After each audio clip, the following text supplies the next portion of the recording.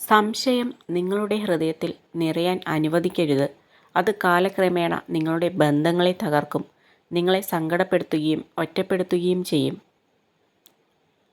ഇനി എത്ര തന്നെ സ്വാതന്ത്ര്യം ഉണ്ടെങ്കിലും മറ്റുള്ളവരുടെ ഇഷ്ടങ്ങളിൽ കൈ കടത്താതിരിക്കുന്നതാണ് ബന്ധങ്ങൾ നിലനിർത്താൻ നല്ലത്.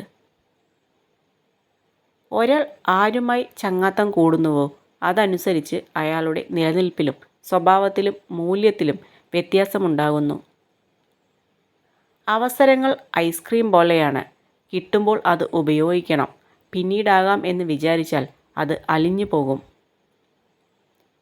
നിങ്ങളുടെ സന്തോഷം ഒരിക്കലും മറ്റുള്ളവരിൽ അന്വേഷിക്കരുത്. അത് നിങ്ങളെ ഏകാന്തമാക്കും. അത് നിങ്ങളിൽ തന്നെ അന്വേഷിക്കുക. നിങ്ങൾ തനിച്ചായിരിക്കുമ്പോഴും നിങ്ങൾക്ക് സന്തോഷം ലഭിക്കും. ഒരാളുടെ സാഹചര്യം ദൂരെ നിന്ന് നോക്കിക്കൊണ്ട് അയാളെ കുറ്റം പറയാൻ വളരെ എളുപ്പമാണ്. പക്ഷെ അടുത്തു നിന്ന് നോക്കുമ്പോഴേ എത്രയേറെ പ്രശ്നങ്ങളിലൂടെയാണ് അയാൾ കടന്നു പോകുന്നത് എന്ന് മനസ്സിലാവുകയുള്ളൂ. നിങ്ങൾ ഭാവിയെ ഭയപ്പെടുന്നുണ്ടെങ്കിൽ അതിൻ്റെ അടിസ്ഥാന കാരണം നിങ്ങൾ ഇന്നത്തെ ദിവസം പാഴാക്കുന്നു എന്നതാണ്. ഈ ലോകത്ത് മനോഹരമായ മുഖം കണ്ടെത്തുക എന്നത് എളുപ്പമാണ്. മനോഹരമായ ഹൃദയം കണ്ടെത്തുക എന്നതാണ് ശ്രമകരം. പരിശ്രമിച്ചിട്ട് തോറ്റാൽ അത് നിങ്ങളുടെ തെറ്റല്ല. എന്നാൽ പരിശ്രമമില്ലാതെ തോറ്റാൽ അത് നിങ്ങളുടെ മാത്രം തെറ്റാണ്. നമ്മളെ തളർത്തുന്നവരും വളർത്തുന്നവരും നമ്മുടെ കൂടെ തന്നെ യാത്ര ചെയ്യുന്നുണ്ടാകും. പക്ഷെ അത് നാം തിരിച്ചറിയുന്നത് ഏറെ വൈകിയായിരിക്കും.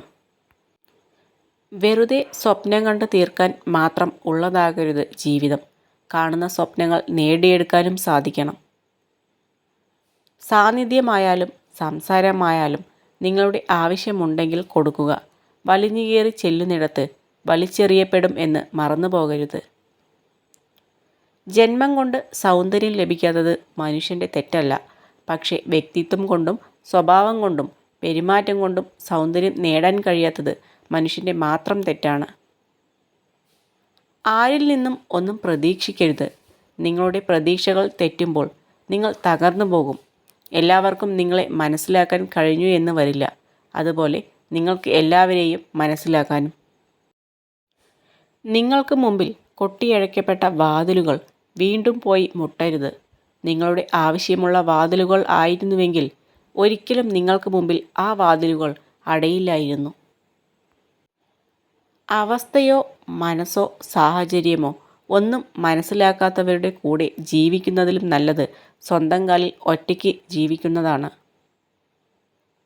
ഇപ്പോൾ നമ്മൾ തോറ്റാൽ പിന്നെ നമുക്ക് വിജയിക്കാൻ സാധിക്കാതെ വരും. നമ്മെ തോൽപ്പിക്കാൻ ശ്രമിക്കുന്നവർ എത്ര ശ്രമിച്ചാലും നമ്മൾ അനുവദിക്കാതെ അവർക്ക് തോൽപ്പിക്കാനാവില്ല. നമ്മൾ നമ്മളെക്കാൾ ഏറെ മറ്റൊരാൾക്ക് പ്രാധാന്യം കൊടുത്ത് തുടങ്ങുന്നത് മുതൽ നമ്മൾ തോറ്റു തുടങ്ങും. ആവശ്യങ്ങൾക്ക് മാത്രം ഓർക്കുന്ന ബന്ധങ്ങളെ സ്നേഹമെന്ന് പറയാൻ പറ്റില്ല. അത് വെറും സ്വാർത്ഥമായ ബന്ധങ്ങൾ മാത്രമാണ്.